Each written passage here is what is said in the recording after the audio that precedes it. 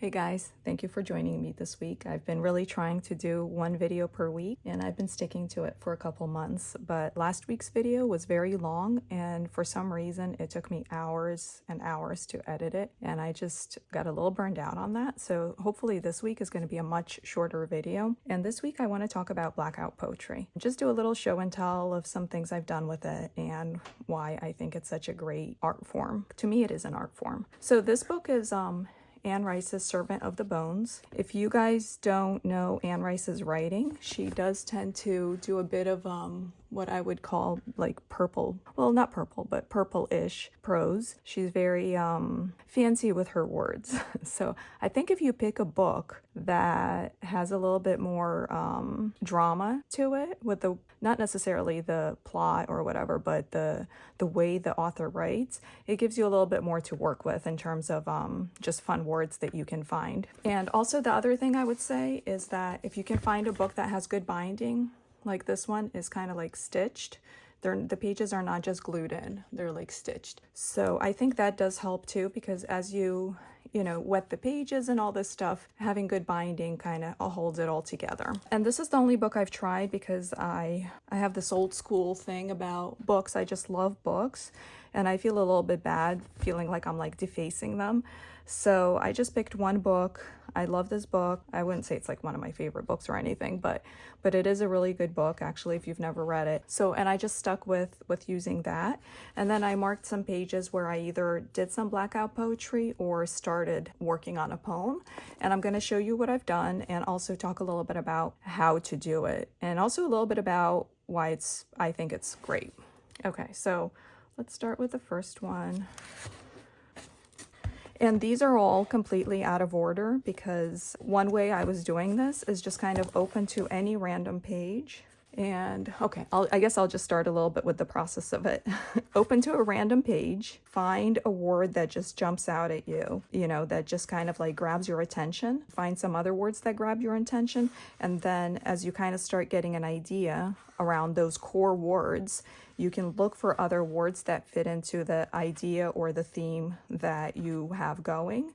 And then after that, I match the way I like decorate the page to the message that I found in the words. It's a good way to express yourself with not just art, not just like colors, not just painting, but also with words. I think that adds something to it that just art itself doesn't necessarily capture. You kind of activate both parts of your brain, like the right half and the left half or hemisphere. It's a little bit even more like a way to express yourself, but it's also a great way to kind of break creative block because you are not necessarily generating this yourself. You're just kind of looking for things and putting things together. It's almost like doing a craft and composing something as opposed to like creating or painting something. I don't know if that makes sense. And the other thing I like about opening a random page and finding a random word that jumps out at you is kind of like the synchronicity or serendipity of it. It's kind of like fate, or like those word search things they have on Facebook where it has like just a bunch of letters and it says the first 3 words you find or how you're feeling now, or like what your future year is going to look like. Tarot card reading, like it's just like the universe is like sending you a message. So it's I think it's kind of cool that way. So this one says, in my heart, somehow nothing would ever be the same. And the way I completed this page is I cut out the words from this vellum paper with this pretty design on it. I kind of cut it out and then I glued it down. So you can still see the other words behind it, but the main words coming out are the words I wanted to highlight. Well, I'll show you when I get to the next one how I block out the words when I need to. This one I just blocked it out by, using an X-Acto knife to cut out what I needed. And then you can see here that I'm already kind of highlighting some words that jump out at me, and then I can go back and like find supporting words. So this one's like made adjustments, secret vantage point. So we'll see if that ever turns into anything. Okay, here's another one. I'm using vellum stickers and then just some other like regular stickers, and I cut out some windows.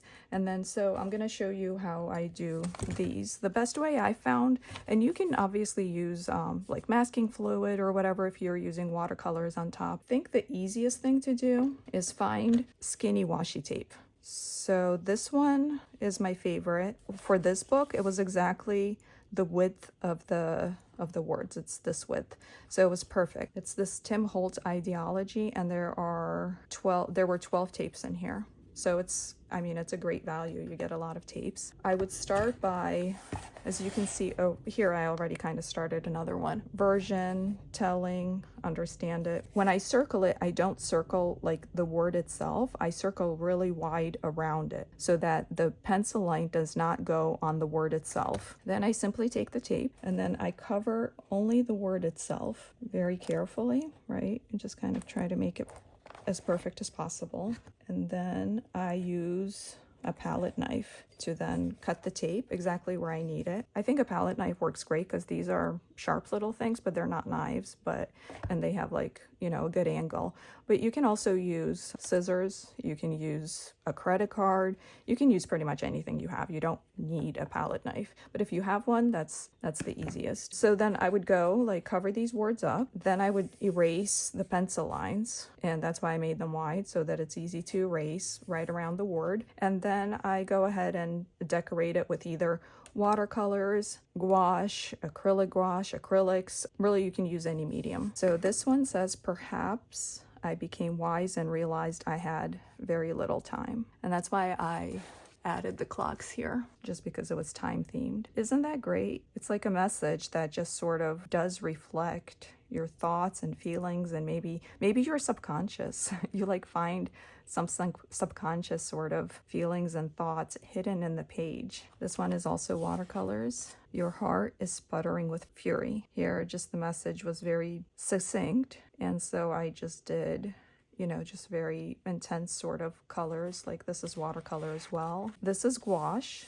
If you do watercolors, then the rest of the page shows through. Even though these words are very highlighted and they're easy to make out, the rest of the words do show through. If you use gouache, it's more opaque and you can cover the rest of it completely up if you want. Love had faded, I remember nothing. And here I used vellum stickers. This again is gouache. It says, I imagine no fear at all, quite wonderful. This one I used gouache and charcoal pencil. I knew all the rather merciless lessons. Merciless. I knew all the rather merciless lessons. And I just love how you can find the words, put the message together, and then use colors and supplies in a supporting way to really drive home, the message that the poem you made, is trying to give. Here we have a couple. I opened a door to manifesting the power of my thoughts. More vellum stickers. This one says, I suffered, but I continued weary and forlorn. It just shows that you don't have to cover the entire page to highlight your words. If you just cover, the areas where the words are and they stand out, it doesn't matter if the rest of the page is still visible. You just want your message to be the most visible and the most highlighted. Using, the supplies, the colors, whatever, to reinforce these messages, which are two very different ones. This one says, words make peace and create evil. This one is watercolor again. I had never refused my self-serving spirit. See, if you have a book that has some flowery sort of words, it's easy to find some fun poems in there. But I would imagine that if you had a book that wasn't like that and was a lot more dry, you could still piece together interesting poems. Just they would have a different kind of flavor or flow to them. Here's one that I had kind of been thinking about, but I hadn't finalized just how I kind of do them. And again, I just sort of look, and then sometimes I start circling right away if I see something good, and sometimes I kind of hold back and see if there are supporting words that go with it, and then I circle it. I lay empty, shut my ears inside. Well, that's a good one. I should go back to that one. I'll leave that in there. Time passed, the impression of exquisite, tiny, delicate, unnamed. Yeah. Some words do get highlighted, some words get deleted. It just depends. Bitter was the thought, the tender little whisper, a drop in the sea. More gouache and a vellum sticker. Dissolving dispersed dreams, let me remember. And I like the vellum stickers because the words behind them show through. But if you guys don't have vellum stickers, you can use regular stickers or no stickers. That's the other thing that's great about these, is you can really get creative with how you cover up the page. More watercolors. The snug certainty of happiness, minute and momentous, I couldn't tolerate. The snug certainty of happiness, minute and momentous, I could not tolerate. This was actually those spray paints, you know, like the craft paints that come in a spray thing, Tim Holtz, or I had a lot of those from my scrapbooking days, so I just kind of sprayed it, and it's a little bit shimmery. There's a bit of a gold shimmer to it, so it's very pretty. You'll understand why you hated, you failed to delight in the world's wonders. I don't know. I think the messages are just so strong. You know, this one to me is just about gratitude. You'll understand why you hated, you failed to delight in the world's wonders. Just being grateful for being alive and getting to experience all this. Just some more words that I circled: foolish and beauty, nothingness, just random words that kind of jump out at you. This, I think, is watercolors again. In pain, delicate and fine, so badly hurt that I felt nothing. Wanted physical desire, the touch, powerfully. When I'm in the planning phase, they don't really, it doesn't make sense. You have to kind of, you know, have the main message, and then if you need like an and or a the, you sort of search in between for those words, the ones that you actually need. So this is great for creative block too. You know, it's a good way to kind of get yourself unstuck when you're stuck or you don't have any ideas of what you want to draw, what you want to paint. Grab yourself a book, find some words, and plop some pretty paint down, and then you've created something. I forgive. Is such a thing possible? Kindness and no judgment. It's almost like the answer of whether forgiveness is possible. It's like the answer is right there. Like, where does it come from, you know? It just comes from that serendipity, the synchronicity, like the answer just, or the poem just jumps out at you. Destruction takes courage. Destruction, exclamation mark, takes courage. And that's about just, I think to me, that's about like letting, like if you want to move forward, if you want to reinvent yourself or you want to accomplish some goals, you have to sort of let go and kill your old self and your old life in order to move into the new you. So I think even though it's small, it's like, you know, it just summarizes everything. Destruction takes courage. Yeah, that's about it. I think there's really not much to it, you know? I just think it's such a great way to be artistic and be creative and express yourself with both sides of the brain. It's easy. The words are already there for you. Then all you have to worry about is picking colors that represent that feeling to you and that you like. Or if you have pretty stickers, then plop those in as well. So I don't know. I hope you guys enjoyed this. If you want to see